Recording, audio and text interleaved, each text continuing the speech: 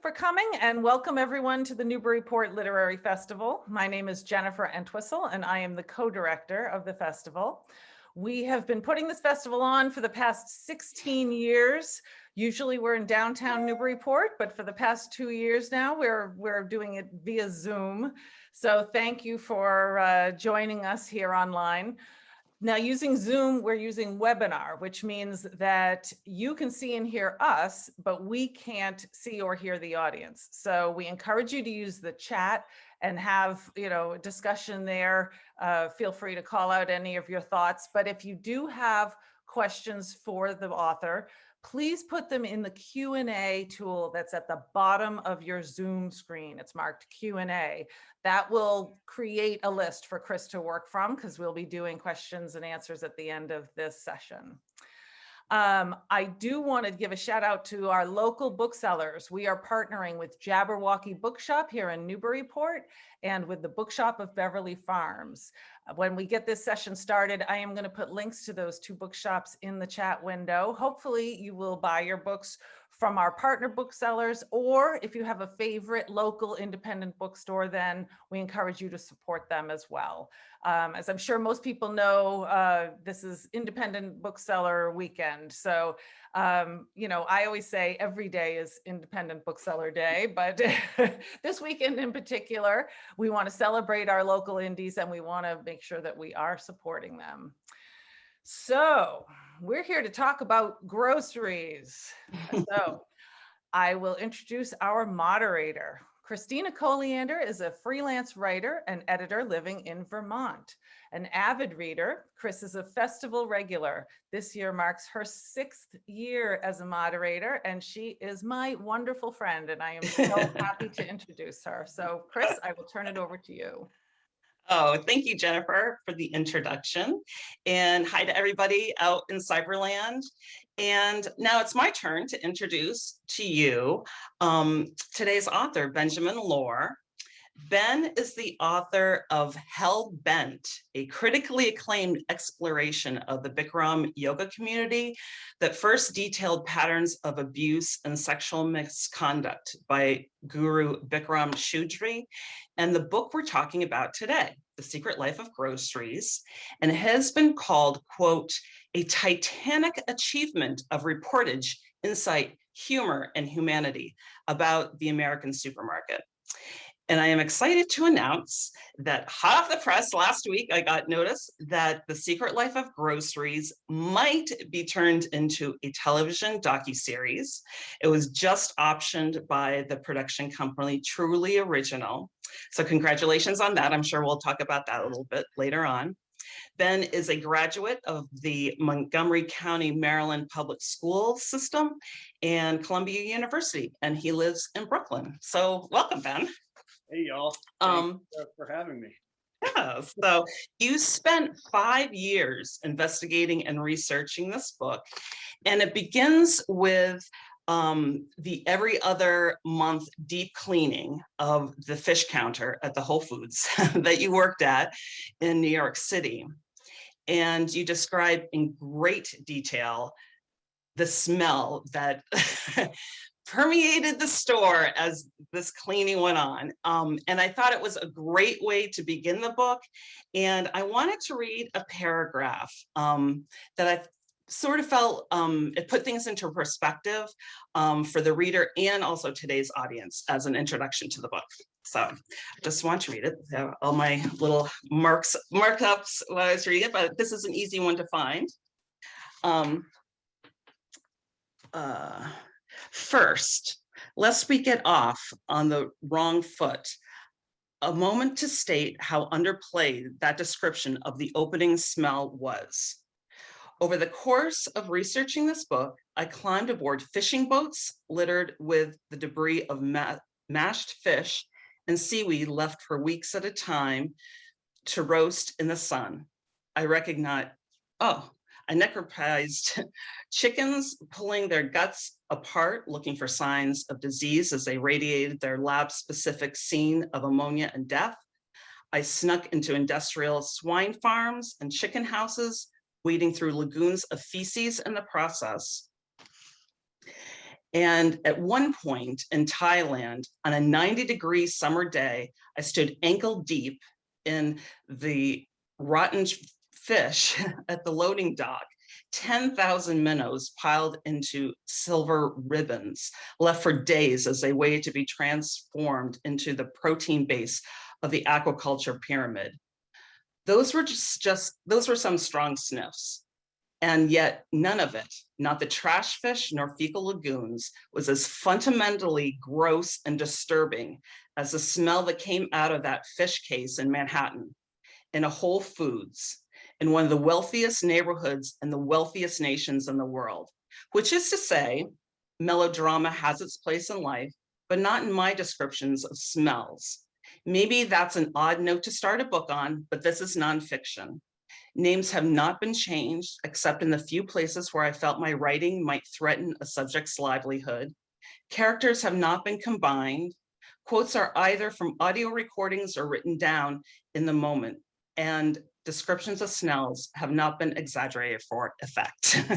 So I thought that was just such a great way to start off your book, because you spent 5 years doing research and investigating this.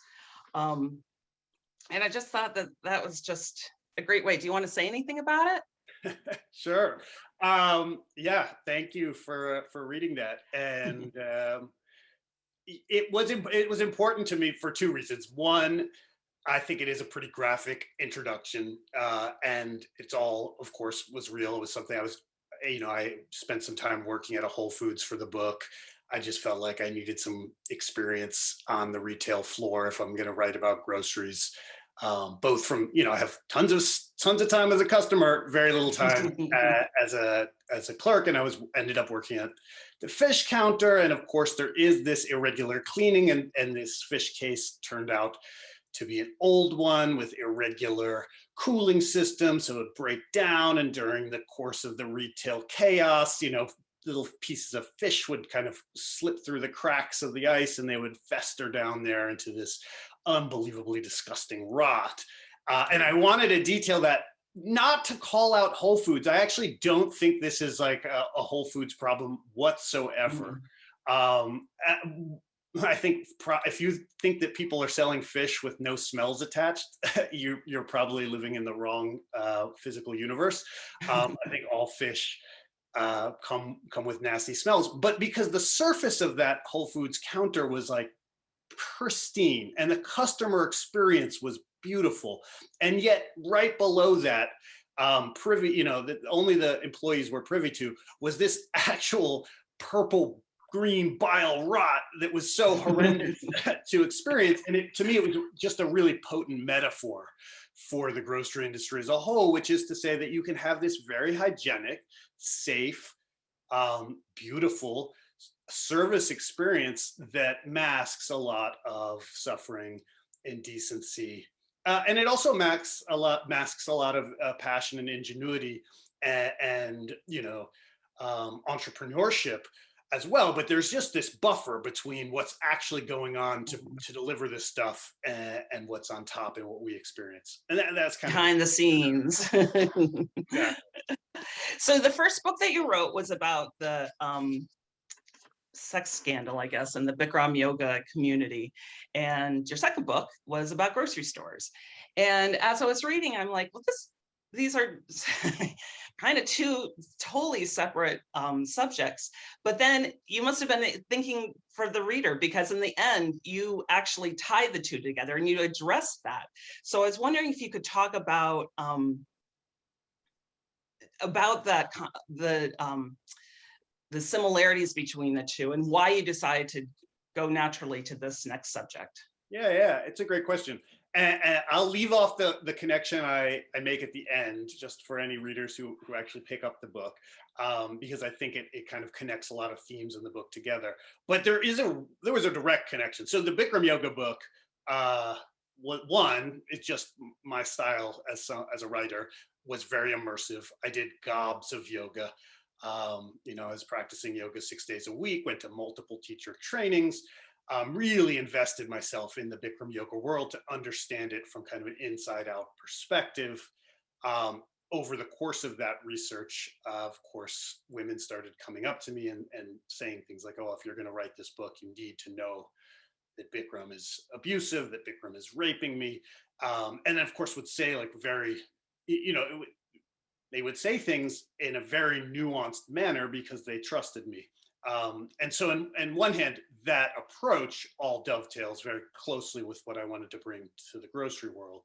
On a very like surface level or content level, there was another like series of connections in the sense that I really didn't understand yoga when I started to write that book. I was like, why is everyone walking around with yoga mats on their back? Like, why has yoga become this thing that is like cooed over and talked about, and everyone has their place that they practice in, and all my friends are recommending, on a first date, a female friend will say like, let's go to a yoga class together. Like, it just became this phenomenon that I didn't quite understand. And Bikram is this extremely hyper version of that. It's done at high heat. Long before I uncovered the abuse allegations, the guru Bikram Chowdhury was still a materialistic kind of outlier. He had a fleet of Rolls Royces. He was kind of yoga's bad boy, which was said at that time, kind of jocularly, and no one really knew exactly how bad a bad boy he was. I just wanted to understand it, and I think there was a really parallel thing happened to groceries in my life, which was that groceries were a chore. They were definitionally boring. You would go to the grocery store, it was a drab place that you would get food. The selection was pretty limited. Like the idea of mangoes at the grocery store that I grew up with was bonkers. My dad brought a crate of mangoes to our house once that involved like going to an Indian grocery store, and it was like this big production line to get these mangoes. And now you walk into a grocery store and there's like mango flavored chewing gum and dehydrated mango chips and fresh mangoes. And so the grocery store went through this arc that I didn't understand. And it was crystallized in a moment during the Bikram book where I was trapped at this teacher training, 9 weeks of Bikram yoga. And we were all at this hotel in San Diego, burnt out from doing so much yoga. And they kind of released us to get provisions for our hotel rooms. And so we all went to a Trader Joe's, and unloading out of the like van that they had gotten to take us to and fro, like all these adults just went bonk. It was like Disney World. They just like were gaga for Trader Joe's, a level of excitement that I was like, wow, this is the first time I've seen these people as excited as when they came to the Bikram yoga teacher training. And to see that enthusiasm for a grocery chain, I thought there was something there, like how they've become identity markers in ways, whether it's Whole Foods or Trader Joe's, or whether it's Aldi's, which of course is an identity marker of saving money. And not one that maybe people are putting on as a pretension, but because they need to. But all of these things are represented in these chains, and I just wanted to explore what happened, and that grew into the book. Very interesting. And your book is not a traditional. It's not about grocery stores. It's not like from the beginning we start with general stores and now we have these mega stores. You really focused on 4 or 5 different areas under the umbrella of groceries. So I'm wondering, how did you hone in on your focus and focus on these specific areas, Trader Joe's being one of them? Yeah, it's a good question, and I struggle with the narrative structure so again, the Bikram book is a really straightforward narrative arc. It's like the Heart of Darkness. It starts with like a romance and ends with like this megalomaniacal Captain Kurtz guru who's totally debauched, and it's horrible. It's nonfiction, unfortunately, unlike Heart of Darkness. But this book doesn't have that narrative structure. It kind of mirrors the chain in that I start at the top with, I got very lucky. I got a chance to spend a lot of time with Joe Kaloum, who's the founder and president of Trader Joe's. So he's the Trader Joe behind Trader Joe's. And so I started from that kind of 30,000 foot aerial perspective of like how Joe saw Trader Joe's in opposition to the grocery world as a whole. And that gave me this opportunity to do the history of the grocery store. And then I descended down the chain to voices that I think were more marginalized and more hidden. And so I bopped to like the system of logistics, which is probably one of the more fundamental ways that the grocery has changed since Joe opened up Trader Joe's in the early 60s, and use a truck driver to explore that. And then from there, kind of pivot into an entrepreneur who's trying to bring food to shelf, because I think that's like a part of the chain that's often overlooked. And then I pivot to the retail experience, which is why I was working at that Whole Foods to begin with. And so I kind of follow the different aspects of the chain. And the last end of the book is, of course, at the way bottom of the commodity chain, which I could have gone anywhere to. I went to Thailand because I thought that was a real microcosm of a lot of the problems that occur when you're supplying these grocery stores, which have 65,000 SKUs on average, SKUs being stock keeping units, which is like individual items, massive amount of individual items with massive amount of turnover because people are buying them every day because we all need to eat. It's such a gargantuan system that to feed it, when you go to the way bottom of the chain, there's so many complex people feeding into it. And the volume is so tremendous that people don't have visibility as to what's happening there. Even with the best intentions, it's very hard to see through quote unquote lines of supply. They're thick like a thicket. Since you bring up the fisherman in Thailand, let's talk about him. Is it Toon Lynn? Is that how you pronounce his name? Yes, yeah. Whose story is almost like a movie, but it's a real life story. It absolutely incredible. I found him one of the most compelling characters of the people that you met in the book. So talk a little bit about him and what you discovered when you were researching in Thailand. So Toon Lynn is a Burmese migrant, from Myanmar, from the Mon state. And he came to Thailand as a young person because essentially his village was undone by starvation. There was no jobs. The big job in his community was to sell wood at the state capital of Moalamein, which for pennies, and people weren't earning a living that way. So he kind of daydreamed, along with others, of jobs in Thailand. It was this fantasy world where you could live, get money, work in a factory, and then support mom and dad back home. And so at a very young age, he crosses the border, goes to Thailand, promptly meets a labor broker, and a labor broker is someone who connects a worker to a job, and they come in all stripes. There's of course a huge informational asymmetry when you're coming from Myanmar to Thailand, in that you don't speak the language. You're ethnically very different. The Burmese are darker skinned. There's a lot of racism. So the labor broker is kind of this crucial pivot point in this process, where he's speaking to both sides, and he kind of has information that's both other side doesn't have available to them. It's obviously there's huge parallels to the same process happens in the United States. We're an economic powerhouse, just like Thailand's an economic powerhouse, and we have poor neighbors to our south, just as Thailand has poor neighbors to its north and east. And so Toon Lynn finds this broker who's an unsavory character. He basically kidnaps him, imprisons him, and sells him directly onto boats, where he becomes a fisherman, and he spends the next decade essentially on these boats. 5 of those years in a capacity that I think there's no real word for except for slave. He's beaten if he's not working. He's not allowed to leave. He's not paid. There's no promise of him ever getting out. And he watches, his best friend on the boat get killed. And eventually he does extricate him from that, but then he goes back and works on the boat for a variety of reasons that I get into in the book, but kind of define him as a person.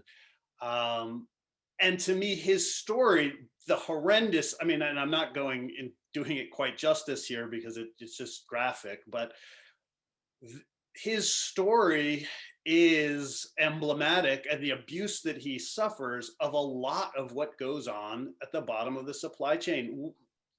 Grocery is a miracle for us on the top, and a big part of that miracle is the amount of abundance and the low prices that come with it. And a key, it just turns out that when you as a consumer are comparison shopping, you're driving price comparison shopping all the way down the line. And we're kind of caught in these nested loops on every level that, it's a race to the bottom is the kind of the cliched term for it, where people are constantly looking to cut price. And the one place in a global system with global commodity markers to cut price is labor. It's the one place that if you're a producer, you often feel in charge. For instance, if you're making shrimp, which is Tun Lin was at the way bottom of the shrimp supply chain. He was getting the food that would go to feed carnivorous farmed shrimp. If you're a producer making shrimp, you have to get the right refrigeration. You have to get the right, cleaning for your fish tanks. You have to, chemicals. You have to do all of these things just to gain entry into the global market. And the one place that you often feel like if some grocery buyer comes to you asking for a cheaper product, the one place you can make those cuts is with your labor force. And you might not do it directly, so you might not even feel like you're implicated in this. You just find a labor broker who can miraculously promise you cheaper labor, and then you're happy for that. And that brings me to one of the people whose story I was just mesmerized, who is Lynn Riles, who is a long haul trucker. I was very much reminded of Barbara Ehrenreich's book, Nickel and Dimed, because you worked at a Whole Foods, you went to Thailand and you went on the ships and you lived the life of a long haul trucker for 7 days with her in her cab. And you had wanted to get into the distribution centers and that was denied. So you kind of went around that and went in with a long haul trucker. And I thought that this was a good job and apparently is not. So talk a lot about that experience. You say in one instance, when you were with her, she got her paycheck, which was $100, which was what she got the week before and the week before that. And I almost felt when I finished that chapter that she was paying to work because she was making no money almost. She was trapped in, the word for that is debt peonage. It just because it's happening in America today doesn't mean that we shouldn't use the right terms for it. I mean, the truckers themselves would call it sharecropping on wheels. And I think that that's an entirely accurate description. But I'll back up in that one, I also think that section is really was one of the most eye-opening for me to write, because I was walking around with this notion of Jimmy Hoffa and the Teamsters and the Bandit, and like 1970s truckers were unionized, they were blue collar, they were middle class, they were scruffy, lovable, outlaw kind of country. That was the image that I was walking around with, and that's all true in the late 70s. And then trucking got deregulated. And I like this section a lot because deregulation is one of those terms that you just hear thrown about. And all of a sudden, this gives you like a good sense of like what that means on a human level and what it meant for trucking.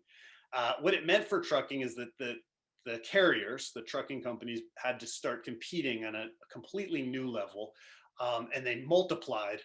So it became kind of a commodity industry where people could shop around for loads, for truckers who would drive the cheapest loads. That resulted in a deterioration of conditions, which made the job much more unpleasant to work. And ultimately it made the trucker themselves kind of a disposable piece in the whole operation. To put it in perspective, trucking over the last decade has had turnover that ranges from 96% to about 116%. So that means that everyone who was hired in that year was either fired or quit or let go for some yeah. reason, or over 100% of them did that, which I think speaks to the quality of the job. The problem is that because a lot of people have this idea that trucking is a blue collar job, and because there are hangovers from that era still working who are making a decent living, people get into trucking thinking it's going to lead to master of your own destiny kind of self-proprietary role, and they take on a lot of debt because trucking, although it's blue collar, is not untrained. You need a CDL license, commercial truck driving license. You need experience on the road where you're working one-on-one with a trainer, and all of that costs money. And so they take on an enormous amount of debt to enter into the industry. And the industry has used that debt. They promise in truckers full employment if they take on this debt, and then they pay them way reduced rates called training rates, and which just basically keep them on the hawk for quite a long time until they either bleed out of the industry or switch carriers to a new one. And within that, there's a lot of nuance. So I'm painting this picture right now in broad strokes. But Lynn, or the woman I call Lynn, that's a pseudonym for the book, because I did think her livelihood could be would be hurt by that reporting. Lynn is really exemplifies that whole world. She's I think I can't remember, but I think like a 12-year veteran. She grosses $120,000 the year that I met her, and she takes home $17,000 because her paycheck is just bled with these deductions. And as you said, even that $17,000 might be somewhat of an exaggeration, because the week I was with her, she got a paycheck for $100. Because of all the deductions that were taken out, and she was struggling to find ways to pay for food. And of course, I'm riding with her as a reporter, so I'm buying all her meals for her. And often that's like a nice thing you do for, it's a big inconvenience, and especially in Lynn's case, where I'm sleeping in her her cab alongside of her, this very intimate space that she's been to let me into. But I understood, like, oh, this isn't just like a courtesy, like this is a meaningful act of generosity that this woman is, it was very eye-opening to think that, oh, this is someone who's food insecure to some level. And the reason she's eating at these fast food restaurants isn't because she's, just addicted to the tastes or whatever. It's just cheap and convenient, although those things all factor in, especially the convenience, because she's working 70-hour weeks. But she can't afford other options. They're not really available to her. Yeah. And also another thing that you point out, which I didn't know, is that they're not paid when they're not driving. So when you get to a distribution center, you said it can be anywhere from 30 minutes to 5 hours that your load is unloaded. And if you're waiting there for 5 hours, you're not getting paid for that time. I was just, it makes me look at the whole system a little bit differently now. Well, it's really interesting. It's all structured on this idea that you're an owner operator, which of course is somewhat of a fiction, because the trucking company has loaned you all the money to make you an owner operator, and you're immediately in debt as soon as you sign that owner operator agreement. But you are sold this idea that you're a freelancer who owns their own truck and thus is very independent. And that is an incredible lure for a lot of these people. And then because of that, you're never paid a salary. You're paid based on load. And yeah, the way that it's structured, as soon as you deliver, you're not getting paid anymore, but you may be trapped there as people unload, or there's a backlog for hours at a time where you're just sitting around getting unpaid. And because of it's actually, these are dangerous places. You have health insurance sometimes that's tied to you being in your truck. The truck driver doesn't want to get out of their truck and just like walk around during these like 2 to 3 hour stretches at a fulfillment center. And so they're trapped in their truck. It is just really, it's a grisly underbelly to the profession, and one that, you know, puts all the onus on the trucker. So of course there are people who defend it, and they'll say like, well, that trucker could get out of the truck and walk around.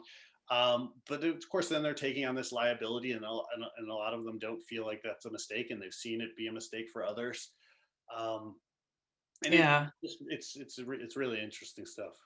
When I was 8, I had this fantasy of being a truck driver. I'm not really sure why, but after I finished that chapter, I was glad that was the livelihood I went into. Oh, well, my goodness. I do want to say it, for some truckers, it's more of a lifestyle. And if you make sense of it as a lifestyle, I think there are people who find it very gratifying. Mhm. I mean, it is a miraculous time for pure observation that, like I say in the book, like would make your average yoga teacher pretty jealous, because you're sitting on America's highways watching them go past. And if you approach that in the way that like a sommelier approaches their training, where, you know, they're working brutal hours, you know, making very little money because they're essentially living out a dream. There are people who find that fulfilling. And in fact, Lynn, for all of the predation that she goes through, and we have not even scratched the surface as a female trucker in a male dominated. Right. That's a whole other conversation. She goes through a lot of shit. But you know, I was like, well, how do you feel about Waymo, like Google's self-driving trucks? How do you feel about these things? And she's like, oh, they'll take my trucking steering wheel out of my cold dead hands. Like this is the only job, right? Yeah, life for me. And all of that is contained in these people, which is why I do think this approach of like really getting people's voices out there is important. You know, right. Rarely do people see themselves as victims, and you want to be really careful with that depiction, you know, honoring all sides of it. Right. Another voice we heard from is a woman named Julie Boucher, who has a condiment salsa. It is a combination of coleslaw and salsa. She thanks you on her website. I did a little research. And you met her at a fancy food show in North Carolina. And this woman she is a A-plus marketer. She is dogged. She's almost rabid in her marketing of her product. Yet she had such difficulty of getting it on the shelf. And like some people think, you know, I make homemade ketchup, you know, maybe I'll bottle it and put it on the shelf. So it's so hard though. So talk a little bit about what Julie went through trying to get her product on the shelf. I'm glad to hear she thanks me on the website. You know, you write things, you're not really friends with these people, but you do form close bonds with them at the same time. It's a very weird, so it's a whole nother conversation in terms of nonfiction writing. But you also publish these things and you get very nervous as to like what people are going to think about their own portrayal. And rarely do people love the way they're depicted, in my experience, because I try to do a warts and all kind of like just a mirror. But of course it's a subjective mirror, it's my mirror. Doesn't line up with their mirror, but all that aside, good to hear. And Julie is really, I found her as a wonderful human who is insanely hardworking. I don't think I've met somebody as dedicated. And it was a puzzling dedication to me, maybe a little bit like the Bikram yogis to some degree, because salsa was this product that you know, it's kind of a lost puppy dog when I first encountered it. It was it's a combination coleslaw salsa. It does taste delicious, and I decided early on that the road for a food entrepreneur is so difficult. I didn't want to write about a product that I couldn't authentically say nice things about, because it's just such a difficult journey. It just seems cruel if you choose a product that's a lost puppy dog and it tastes bad. So I can authentically say that salsa tastes pretty delicious, and it's great. It's slossome, as Julie would say.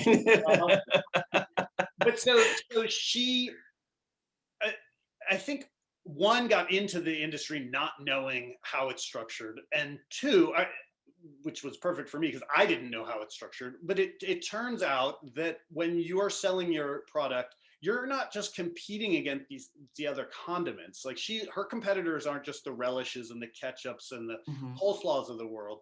She's actually competing against the store itself, which has kind of reinvented its business model into something much more like a landlord, or a little like the App Store, where it's a platform for selling that has barriers to entry that you as an entrepreneur need to pony up for.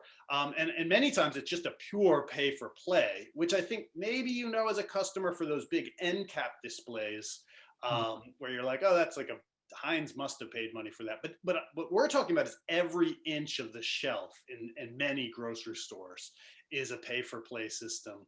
Or there are other fees that grocery stores attach. If they don't do that payment for shelf space, they might do payment for advertising fees, and these are advertising fees in their own internal newsletter, or to be announced over their like in-store intercom, which you can say has debatable effects on their overall reach. Or free product for the shelf, known as free fill, where you just are giving them 100% margin product, or free sampling in stores. So like when you go to Costco, that's not Costco's not opening up those for you to pay. That's the producer is giving them free product to market, and often is paying for those demonstrators to be there. I don't know the specifics at Costco, but I know that for sure at other chains. And so that changes the dynamic of what gets onto the shelf. It certainly changes the dynamic if you're a Julie Boucher who doesn't have money to pay for this. And so we're also talking pretty big money here. The rollout nationally for one SKU of a frozen food product, and this again is not rollout in terms of advertising budget or marketing budget. This is rollout in terms of getting onto the shelf, is about $1 million to $1.2 million.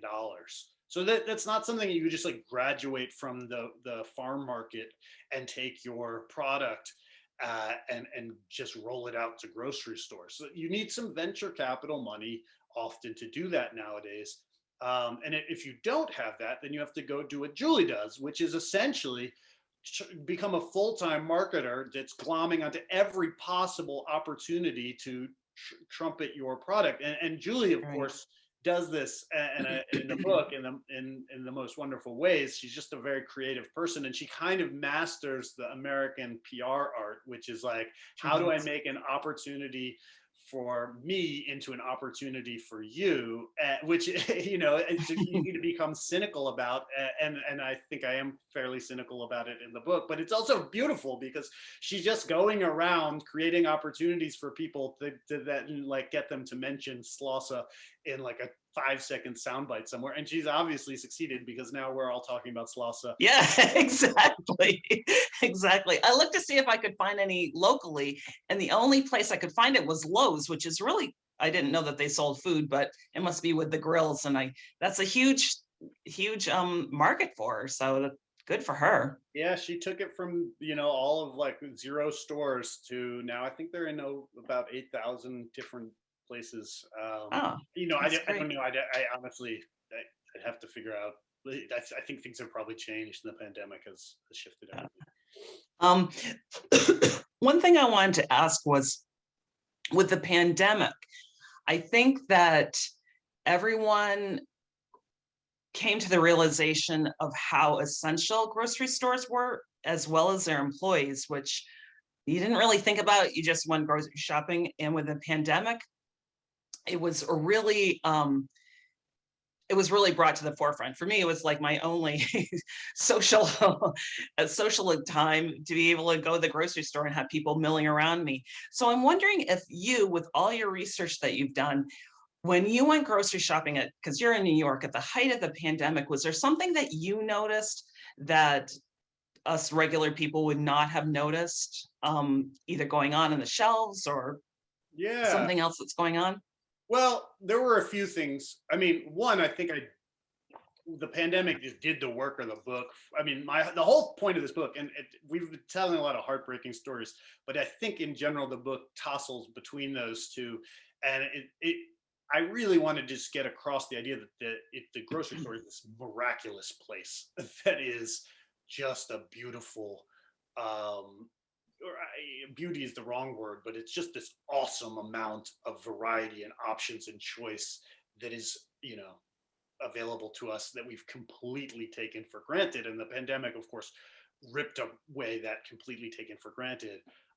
And so I think I was acutely aware of watching other people come to that realization of, oh, well, we can all kind of work from home as long as the grocery supply chain isn't affected. And if that were to go down, then we would be in like zombie apocalypse territory really quickly. So to me, that was like a key thing. I think I became really aware of just how vulnerable in-store employees were. And, and again, that vulnerability is something that I tried to show in the book, but in the ways that minimum wage laws have not shifted, in the ways that scheduling practices have or have not shifted, and at-will employment and the gutting of unions and all of that is really borne down on the grocery world. But seeing, my friends kind of go through various stages of justifiable freak out, where they're like, oh, I'm walking down the street and I'm holding my breath when I walk by strangers on the sidewalk, and I'm wiping down all my food with alcohol wipes when it comes in the house. And then these in-store employees are sitting there with masks and gloves on, customer after customer. The idea that they would be holding their breath is patently absurd. The idea that they're wiping down each individual item before touching it's like these crazy things that we're all doing to make ourselves feel more secure is completely unavailable to them. And I think in many ways, if the pandemic had been slightly more infectious, it could have been really disastrous. I mean, they were hit hard, and I don't want to minimize that, but it could have been so much worse. And so that vulnerability really hit home. And and kind of the more like nerdy side, of course, I saw the supply chain shift in ways that I don't think most people did, where America went through its home ec moment, and like everyone's making sourdough and yeast falls off the shelf, and grocery stores were largely unaffected, but you could see them shifting brands and replacing things from their usual product and kind of moving down the supply chain, not necessarily to generic, but there's this big jigsaw of like how you fill shelf space. And I think I was very attuned to that in these moments where there weren't stockouts, but there were pivot points where they might not be getting the same margin on this product that they were before. Oh, and it wasn't necessarily an intuitive way. It's like, oh, they're not necessarily shifting to generic flour right now. They're actually shifting to a very high-end flour that is more expensive, but they can't price it more expensive because their customer base won't pay that. So they're accepting lower margins on this product now than they would otherwise. And so that those type of shifts, I think maybe I was more nerdily. Well, good. So I'm going to try to get to some questions from some of the people. All right. Jana asks, do you have any advice for us as consumers? What can we do to help improve the lives of those down the chain? Yeah, that's probably the question I'm asked most frequently. And I'm going to try not to punt on it, in the sense that the book is not there to offer consumer solutions, not because I didn't want to, but because I don't believe that's a meaningful way to drive reform. I think it's incredibly seductive in a capitalist society to think that the choices we're making at checkout are going to change the world. And in many ways, that's been the dominant mode of like food discourse since Eric Schlosser wrote Fast Food Nation, a book that I love, was very influential. And he ends that in kind of like co-opting the Burger King slogan, "We'll make it your way." vote with your dollars.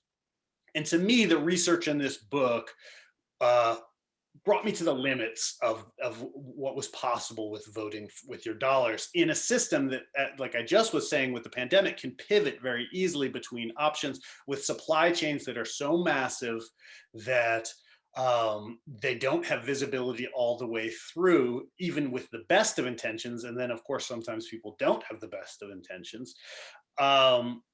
It's very difficult to vote with your dollars, and it's very easy to co-opt good intentions if you're a producer and give people the feeling of virtue without the teeth of reform. So one thing I'm really moved away from was being like, buy this, not that, do this, not that. In fact, if anything, I would be like, obsess less about your purchases as a consumer. Don't self-aggrandize into thinking that by buying things, you are going to be changing the world. That's self-serving. Think about ways that the system can be changed on a structural level. Whether or not what your personal views or unions are, like empowering workers so that workers have a say in their own conditions, so that they are the ones who are guaranteeing the ethical claims. Right now we have a system of audits, which we haven't talked about, which is basically behind everything from organic to rainforest friendly to fair trade, that's guaranteed by third-party auditors. It's a Byzantine system. It's barely working, if it works at all. Nobody likes it. You got to read the book for more. I can't do justice here. But that should be guaranteed, like whether or not your carrots are ethical or whether or not your coffee is fair trade is something that only the workers in those areas know. And that system should be rooted in there. So figuring out ways to empower workers and policy level decisions, trade treaties that have enforcement teeth, like these are problems, especially when you get to the bottom of the supply chain, that are criminal problems and need to be addressed through criminal law, not through seals of certification that exists in a for-profit auditing system, which is the only mechanism that you as a consumer can navigate. When you buy the right product, it's only the right product because an auditor said it's the right product. And the only thing that auditor can do is issue a report. They are not arresting people who violate things, and they're not going to push for real reform. Often, they're very easily shopped there. It's a for-profit system. You can shop for the various auditors that you want. To some degree. So I guess that's the sad message that I feel emboldened to say is direct your energy as a consumer away from your own choices onto these bigger system level problems. Thank you for your answer. And in the meantime, we've gotten like 5 or 6 more questions. Okay. So Martha says, I've been thinking about the disconnect we see in the past year of COVID between the incredible utter gratitude and dependence we felt on food workers, especially in the early days of the pandemic. And yet still it doesn't feel like it's getting recognized in better wages and working conditions, which you kind of addressed already. I can say amen, Martha. Yeah, right. It's crazy. If this didn't shake people awake to the fact that these workers deserve dignity and like a decent wage, like I don't know what will. I find that distressing. But hopefully from the awareness will come some form of change. One question I did have is that the subtitle of the book is The Dark Miracle of the American Supermarket. And I was wondering, what do you see as the dark miracle? What do you think the dark miracle is? Oh, well, I mean, I think the miracle is what we said. I mean, look, the greatest kings and pharaohs and emperors in history didn't have the options that we have at our beck and call. They didn't have the prices. We spend as Americans the lowest % of our income of anyone on the planet. We spend the least of anyone in American's history. Our great grandparents were spending 40% of their food, of their budget on food. We're spending sub 10%. I think it was like 8% when I was writing the book. That's miraculous. I mean, think of all the things that you can do with that 32% of your money that you don't have to spend on food. You're spending it on ride-on lawnmowers and home payments and these wonderful things that lifted America into the middle class. That's miraculous. The darkness is just all that we've also been talking about, is that it's not a miracle that's divinely given. It's born on the back of a lot of people who are delivering this on our behalf. Mm-hmm. Mm-hmm. Ryan asked, what do you see as the future of grocery stores? It's a good question. I'm not a seer. I mean, I think that I think the pandemic accelerated the move to online. I think that that's going to happen. And so I think you're going to see two things kind of happen. It's going to, like, kind of a squeeze play on the middle class that's been happening for a long time is going to continue to happen, in the sense that there's going to be smaller, things like diapers and, but diapers are obvious ones, but a lot of the more commodity-like things, including produce, are going to be co-opted into these like places that can fulfill those automatically. And where the big footprint stores of today exist. And I think they're going to be delivered in an Amazon, like format or Fresh Direct like thing, where it comes directly to your door. And at the same time, there's going to be a whole host of other things that people don't want from that type of fulfillment.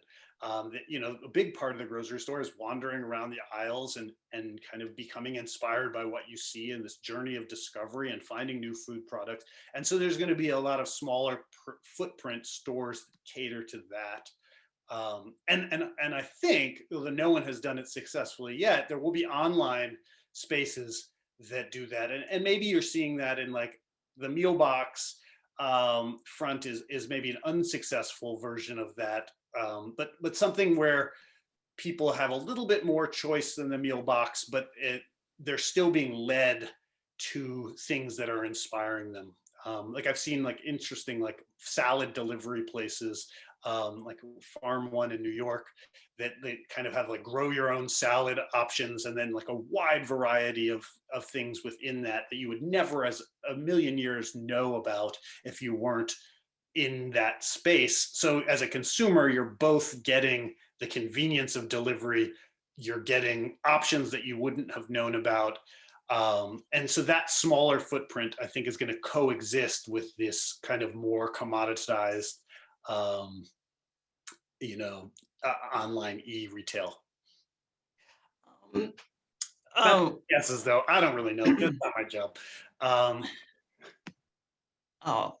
Oh yes, the Market Basket. Had you heard about, since this is a Massachusetts-based literary festival, did you hear about what was going on with the Market Basket? What did you think about that? I don't know enough. In fact, I have a book on my bedside table now. I'm like tempted to like run into my bedroom and get it, but just to prove it. But we believe you. I will resist the urge to dart. On that, on that topic, I don't know. Of course, I came across those stories when I was writing, and it seemed like I think there was a point when I was like, oh, this would be like a great entryway into the grocery store, and dramatizing this kind of fight. But I don't know, and I can't comment on it. In fact, that's why that book is on my bedside table. And speaking of, maybe you can comment or maybe you can't, but what about this docuseries? What about it? I mean, it would be lovely if it happens. If it happens, it'll, would be me running around the world and interviewing people and trying to. So you would be the host or narrator. That's what they're pitching. I don't know. You can tell me if I'm charming enough for it. That's their idea. It was not my idea. I Uh-huh. was like, I'll do it, but I think it would be tonally both upbeat and hopefully something that I'm all about connecting with people, and I think that the supply chain is something that we've really opened our eyes to recently. And I would love to bring the same type of energy that like Anthony Bourdain was bringing to food to the people who are delivering us our products and taking them on their own terms. I think it does dovetail with my approach as a writer, and just hearing about their lives and doing it in a way that's both funny when appropriate and heartbreaking when appropriate, and funny and heartbreaking because that's usually the most appropriate, which is that these things kind of coexist, and just taking people on their terms and listening to them. So that would And be are you, oh, I'm sorry, go ahead, finish. no, that's it. I don't know. I was just wondering, what is your next project? So I am just in the beginning stages of kind of sketching out a book. And right now, these things are pretty molten at this stage. So I only talk about them and it sounds really coy. I talk about them in the vaguest terms, but that's just because I don't quite know what they are until I've really spent some time with it. And I don't want to taint that by talking about it, because when you talk about something, you vocalize it and then it kind of solidifies in your mind. And it's really nice to have this like molten period. But yeah, I would love to do something in the green energy space and electrifying the grid. Hopefully that's something that's more upbeat. And the last two books have been, they've had a lot of darkness in them, although they've had a lot of absurdity. So I think green energy is something that might have a little of that absurdity, but maybe we can put a little bit more hope and agency for people within that. Oh, well, good. And someone wanted to see the cover of the book, The Secret Life of Groceries. I was like looking specifically because after I read the chapter that you said that people pay to the thing, so I was like looking, it's like trying to see if I can identify. It's like, oh, how much did they pay for this spot here? Not that it was really interesting. So there's the cover. I think we have like 3 minutes left. So okay. You're right. I'm not coming on to. There are so many questions here. I know that It's a little overwhelming. Minutes, so I'm just going to be here to be a timekeeper. Okay.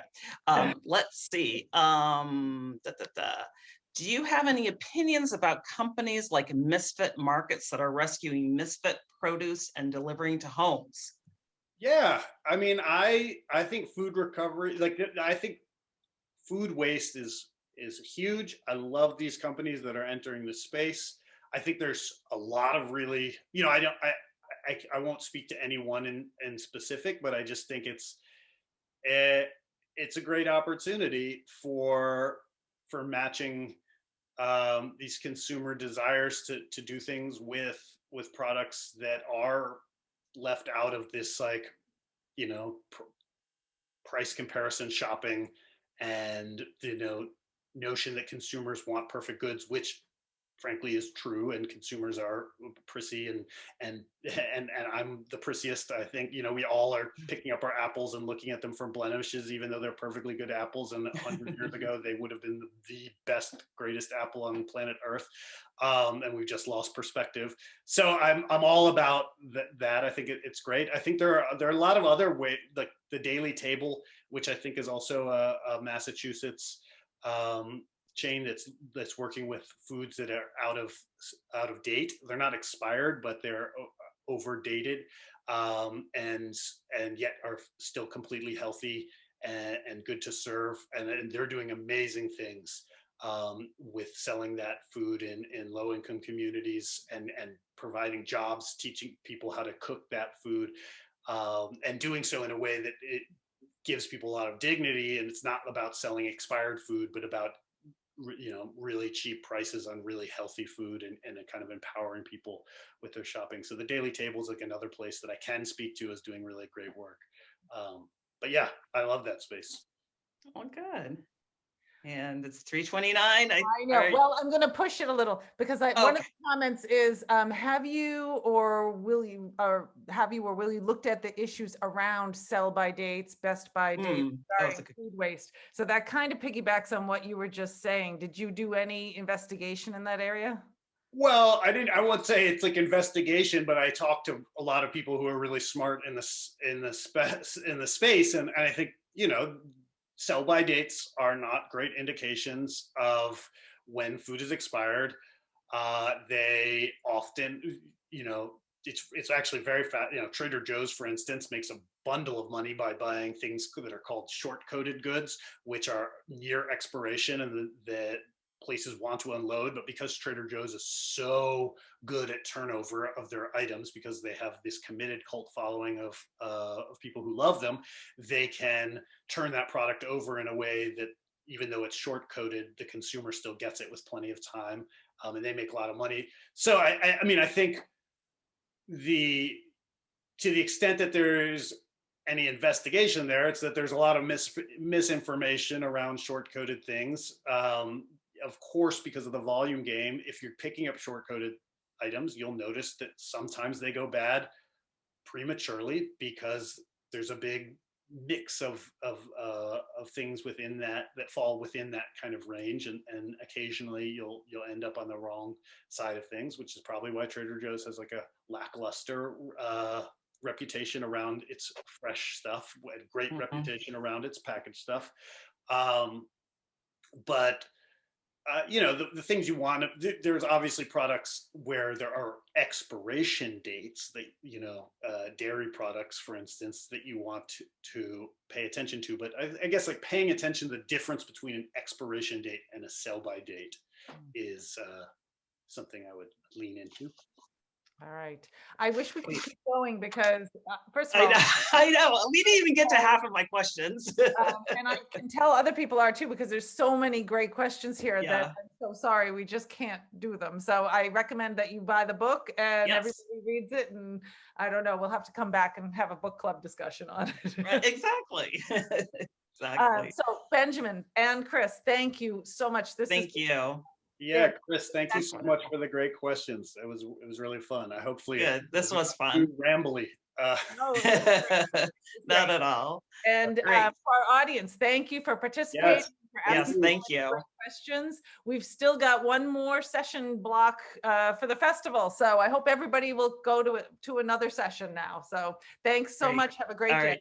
Hey, thank you. Bye. Good.